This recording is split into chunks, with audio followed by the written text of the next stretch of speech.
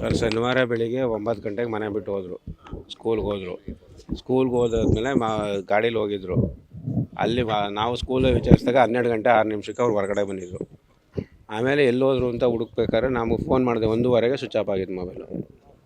ಆಮೇಲೆ ನಾನು ಹುಡುಕೊಂಡು ಹೋದೆ, ಎಲ್ಲಿದ್ರು ಏನಕ್ಕೆ ಯಾವುದೇ ಕಾರಣಕ್ಕೂ ನನ್ನ ಮಗನ ನನ್ನ ಬಿಟ್ಟು 1 ಅವರ್ ಇರ್ತಿರಲಿಲ್ಲ ಅವರು. ಹಂಗಾಗಿ ಹುಡುಕೊಂಡು ಹೋದಾಗ ಎಲ್ಲಲ್ಲಿ ಇಡೀ ಮೇಲ್ಕೋಟೆ ಹುಡುಕ್ದೆ ಎಲ್ಲೂ ಸಿಗಲಿಲ್ಲ. ತಿರ್ಗಾ ನಾನು ರಿಟರ್ನ್ ಊರಿಗೆ ಬಂದಾದಮೇಲೆ ಪೊಲೀಸ್ನವರು ನಮ್ಮ ಮಾವನಿಗೆ ಫೋನ್ ಹಾಕಿದಂತೆ, ನಿಮ್ಮ ಗಾಡೀಲಿ ನಿಂತಿದೆ ಬಂದು ಯಾರು ಏನಿತ್ತು ಅಂತ. ಶನಿವಾರನೇ ಆವಾಗ ತಿರ್ಗಾ ಹೋದ ನಾವು ಅಲ್ಲಿಗೆ ಮಧ್ಯಾಹ್ನ ಒಂದು 2:30 ಹೋಗಿ ಸ್ಪಾಟಲ್ಲೆಲ್ಲ ಅವರು ಪೊಲೀಸ್ನವ್ರು ಬಂದು ನಾವು ಬಂದು ಎಲ್ಲ ಇದು ಮಾಡ್ದೋ. ಗಾಡಿ ತಗೊಂಡು ಸ್ಟೇಷನ್ಗೆ ಆಗಿದ್ದ ಕಂಪ್ಲೇಂಟ್ ಕೊಟ್ಟು ನಾವು FIR ಮಾಡೋಕ್ಕೆ 6 ಗಂಟೆ ತಗೊಂಡ್ರು. ಮಿಸ್ಸಿಂಗ್ ಸಾಕಾಗಕ್ಕೆ 6 ಗಂಟೆ ಆಯಿತು.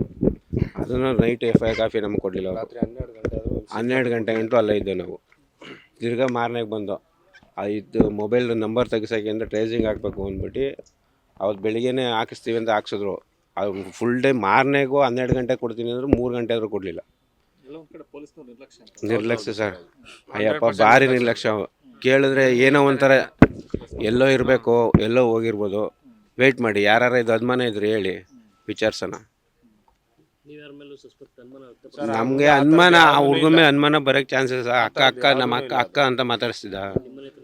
ಇಲ್ಲೊಂದು ಸ್ವಲ್ಪ 2 ಬೀದಿ ದೂರ, 100 ಮೀಟರ್ ಅಷ್ಟೇ ಸರ್ ಮನೆ. ಮಾಮೂಲಿ ಒಂದೇ ಊರವರಲ್ವ ಸರ್ ನಾವು. ಅಕ್ಕ ನಮ್ಮನ ಅಣ್ಣ ನಾನು ಪರಿಚಯ ಮನೆಗಿನ ಪ್ರಿನ್ಸಿಪ್ ಏನು ಮಾಮೂಲಿ ಮಾತಾಡ್ಸೋ ರೋಡಲ್ಲೆಲ್ಲ ಸಿಕ್ತಾಗ ಅಣ್ಣ ಇದೆ ಕಣ ನಾನು ಅಕ್ಕ ಅಂತಲೇ ಕರಿತಿದ್ದವನು. ಅಲ್ಲಿ ಕಾಲೇಜ್ ಬಂದ್ಮೇಲೆ ಲಾಸ್ಟ್ ಕಾಲ್ ಅವನದೇ ಅಂತ ಫೋನ್ ಬಂದಾದ್ಮೇಲೆ ಮಾಮೂಲಿ ಬರ್ತಾ ಇರ್ಬೇಕಾದ್ರೆ ಫೋನ್ ಬಂದಿರೋದು. ಡ್ಯೂಟಿ 12 ಗಂಟೆ ಶನಿವಾರ ಹಾಫ್ ಡೇ ಮುಗ್ದೈತೆ. 12 ಅವನೇ ಫೋನ್ ಮಾಡೋದು, ಅವನೇ ಡೌಟು. ಈಗಾಗಲೇ ಅಪ್ ಸ್ಟ್ಯಾಂಡಿಂಗ್ ಆಗೋನು. ಮೊಬೈಲ್ ಊರಲ್ಲಿಲ್ಲ, ಮಾಮೂಲಿ ಅದೆಲ್ಲ ಮೈಸೂರು ಕೆಲ್ಸಕ್ಕೆ ಹೋಗ್ತೀನಿ ಅಂತ ಹೋಗ್ತಿದ್ದ. ತಿರ್ಗಾ ವ್ಯವಸಾಯ ಮಾಡ್ತಿದ್ದ. ಅವ್ರ ಅಪ್ಪ ಒಬ್ಬನೇ, ಅವ್ರನ್ನ ಈಗ ಖತರ್ನಾಕ್ ಅಪ್ಪ. ಅವ್ರ ಅಪ್ಪನ ಈಗ ಸ್ಟೇಷನ್ಗೇನೋ ಕುಂಡಿಸ್ಕೊಂಡಿದ್ದಾರಂತೆ. ಅಪ್ ಆ್ಯಂಡ್ ಡೌನ್ ಮಾಡ್ತಿದ್ದಂತೆ. ನೆನ್ನೆ ಈ ಬಾಡಿ ಸಿಕ್ಕಾದ್ಮೇಲೆ, ಬಾಡಿ ಸಿಗುತ್ತೆ ಅಂತ ಗೊತ್ತಾದ್ಮೇಲೆ ಅವನು ಬಾಡಿಯಲ್ಲಿ ನಾವು ಸಿಕ್ತು ಒಂದು ಏಟ್ಗೆ ಅಲ್ಲಿಂದ ಸ್ವಿಚ್ ಆಫ್. ಅವ್ರ ಅಪ್ಪನಿಗೇನೆ ಮೆಸೇಜ್ ಕಳಿಸಿದ್ನಂತೆ, ನನ್ನ ಹುಡುಕ್ಬೇಡಿ, ನಮ್ಮ ಅಕ್ಕನ ಮದುವೆ ಮಾಡಿಬಿಡಿ, ಏನು ನಾನು ತಪ್ಪು ಮಾಡಿಬಿಟ್ಟಿದ್ದೀನಿ ಅಂತ. ಯಾವುದು ಇಲ್ಲ ಸರ್, ಎಲ್ಲಾರನ್ನೂ ಅಕ್ಕ ಅಮ್ಮ ಅತ್ತೆ ಅಂತ ಎಲ್ಲ ಚೆನ್ನಾಗಿ ಮಾತಾಡ್ಸ್ಕೊಂಡಿದ್ದೆ. ಈ ಥರ ಮಾಡ್ತಾನೆ ಅಂತ ಯಾರೋ ಗೊತ್ತು. ಇಲ್ಲ, ನಮ್ಮ ಮನೆಯವ್ರು ಏನು ಹೇಳ್ಕೊಂಡಿಲ್ಲ. ಆ ಥರ ಏನು ಕಾಣಿಸ್ತಾನೆ ಇರಲಿಲ್ವಲ್ಲ. ಹಾಂ, ನಾವು ಲವ್ ಆ್ಯಂಡ್ ಅರೇಂಜ್ ಮ್ಯಾರೇಜು. ಒಂದೇ ಊರು. ನಿತೀಶ್ ಕುಮಾರ್ ಅಂತ. ನಿತೀಶ್ ಗೌಡನ ನಿತೀಶ್ ಕುಮಾರ್, ನಿತಿನ್ ಗೌಡನ ನಿತಿನ್ ವ್ಯವಸಾಯ ಮಾಡ್ತಾರೆ.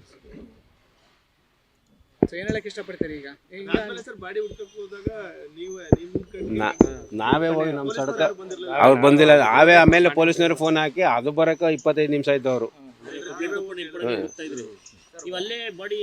ಬಾಡಿ ಅಲ್ಲೇ ಏನಕ್ಕೆ ಅಂದರೆ ಗಾಡಿಯಲ್ಲಿ ಇತ್ತಲ್ಲ, ಗಾಡಿ ಜಾಗದಲ್ಲಿ ಆಮೇಲೆ ಆ ವಿಡಿಯೋ ಐತಲ್ಲ, ಇಲ್ಲಿ ಲಾಸ್ಟೆಲ್ಲ ವಿಡಿಯೋ ತಗೊಂಡು ಹೋದಾಗ ಇಲ್ಲಿ ಮನಗಿದ್ರು. ಇಲ್ಲಿಂದ ಇಳಿತಾನಲ್ಲಿ ಏನು ಅಂತ ಹೋದಾಗ ಅಲ್ಲಿ ಮಣ್ಣು ಕೆರೆದು ಅಲ್ಲೇ ಸ್ಮೆಲ್ ಬರ್ತಾ ಇತ್ತು, ಸ್ವಲ್ಪ ನೊಣ ಎಲ್ಲ ಆಡ್ತಾಯಿತ್ತು.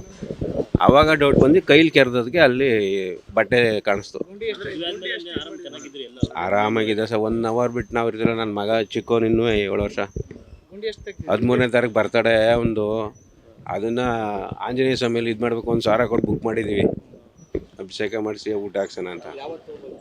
ಫೆಬ್ರವರಿ 13ಕ್ಕೆ ಹಿಂಗೆ ಮಾಡಿಬಿಟ್ಟ.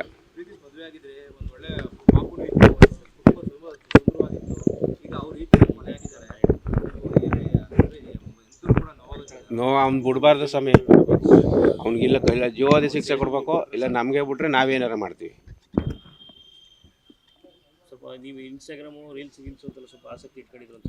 ಇನ್ನು ಯಾವುದು ಅಂಥದ್ದೇನಿಲ್ಲ ಸರ್, ಮಾಮೂಲಿ ನಾರ್ಮಲ್ಲು. ನಾವು ಈಗ ಎಲ್ಲರೂ ಈಗ ಇದು ಅಂದಮೇಲೆ ಅದೇ ಇಲ್ವ ಸರ್, ಅಂಥ ಅತಿಯಾಗಿ ಏನೂ ಇಲ್ಲ. ಮೊಬೈಲ್ ಮಾಮೂಲಿ ಸ್ಕೂಲು ಟೀಚರ್ಸು ಅಲ್ವಾ, ಹುಡುಗರದು ಅವರ ತಂದೆ ತಾಯಿಗಳೆಲ್ಲ ಫೋನ್ ಮಾಡೋರು, ಹಿಂಗೆ ಇದು ಇತ್ತು ಅಷ್ಟೇ. ಆಗಲೇಬೇಕು ಅವನ್ನ. ಜೀವಾವಧಿ ಶಿಕ್ಷೆ ಆಗಲೇಬೇಕು ಅವನಿಗೆ. ಇಲ್ಲ ಅವ್ನು ಈಚೆಗೆ ಬಂದರೆ ನಾವು ಮಾಡ್ತೀವಿ. ನನ್ನ ಜೀವನ ನನ್ನ ಮಗನ ಹಾಳು ಮಾಡಾಕ್ಬಿಟ್ರಿ. ಈಗ ನನ್ನ ಚಿಕ್ಕ ಮಗನಿಗೆ ಯಾರು ಇದು ಮಾಡ್ತೀವಿ ನೋಡ್ಕೊಂತಾರೆ. ತಬ್ಲೆ ಆಗೋಯ್ತ ಮಗ. ಕೊನೆಯದಾಗಿ ಏನು ಹೇಳಿದ್ರು ಸರ್ ಹೋಗ್ಬೇಕಾದ್ರೆ ಸ್ಕೂಲ್ಗೆ ಹೋಗೋಕ್ಕೆ ಮುಂಚೆ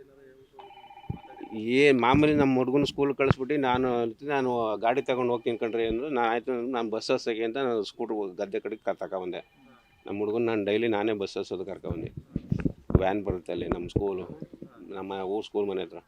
ಅಲ್ಲಿ ಒಂದು ಹತ್ತಿಸ್ತೀನಿ. ಅವರು ಆಮೇಲೆ ಅವ್ರು ಬಸ್ ಬಂದಿತ್ತು ಹೋಯ್ತಾಯಿದ್ರು. ಆವತ್ತು ಬಸ್ ಮಿಸ್ ಆಗಿ ಗಾಡೀಲಿ ಹೋದ್ರು ಶನಿವಾರ. ಹಾಂ, ಬಸ್ಸಲ್ಲೇ ಹೋಯ್ತಿದ್ರು. ಅಲ್ಲೇ ಮಾಡಿದ್ದೇನೋ ಅದಿನ್ನೂ ಮೊದಲು ಮಕ್ಕದಲ್ಲಿ ಬ್ಲಡ್ ಕಡಿತಾಯಿತ್ತು, ಮಕ ಕೆಚ್ಚವನೆ ಅಂತ.